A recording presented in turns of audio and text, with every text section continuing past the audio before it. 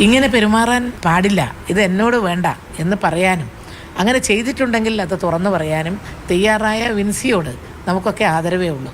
ഇതാണ് കേരളം കേൾക്കാൻ ആഗ്രഹിക്കുന്ന വാക്കുകൾ. ദുരനുഭവം നേരിടുന്നവർക്കൊപ്പം അവർക്ക് നീതി ലഭിക്കുന്നതുവരെ ഒപ്പം നിൽക്കുമെന്ന ഐക്യദാർഢ്യം. പെൺകുട്ടികൾക്ക് ഇങ്ങനെയുള്ള ദുരനുഭവം എവിടെയുണ്ടായാലും ഇപ്പോൾ ഈ അടുത്ത കാലത്ത് നല്ല പ്രതികരണം ഉണ്ടാകുന്നുണ്ട്.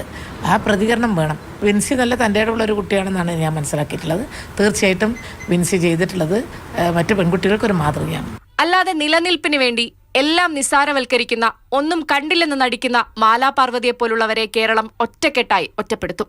കുറച്ചു നാളായിട്ട് മാലാപാർവതിയുടെ നിലപാടുകൾ, ആദ്യം പറയുന്ന നിലപാടുകൾ മാലാപാർവതി പിന്നെ മാറ്റി പറയുന്ന ഒരു രീതി നമ്മൾ കാണുകയാണ്. ഏത് തൊഴിലിടത്താണെങ്കിലും തുറന്നു പറയുന്നവർക്കൊപ്പം കേരളമുണ്ട്. ലോകത്തിലെ പുരുഷന്മാരുടെ പ്രത്യേകത കൊണ്ടാണ് സ്ത്രീകളോട് ഇങ്ങനെ പെരുമാറുന്നതെന്ന് തോന്നുന്നു. വിൻസി വളരെ ഭംഗിയായിട്ടാണ് അത് മാനേജ് ചെയ്തത് എന്നാണ് എന്റെ അഭിപ്രായം. സിനിമാ മേഖല നിയമത്തിന് മുകളിലല്ല.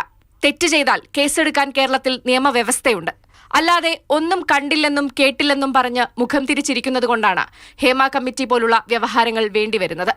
മാലാപാർവതിയുടെ വാവിട്ട വാക്കിന് സമൂഹ മാധ്യമങ്ങളിലും വലിയ വിമർശനമാണ് ഉയരുന്നത്. News desk, Mathrubhumi news.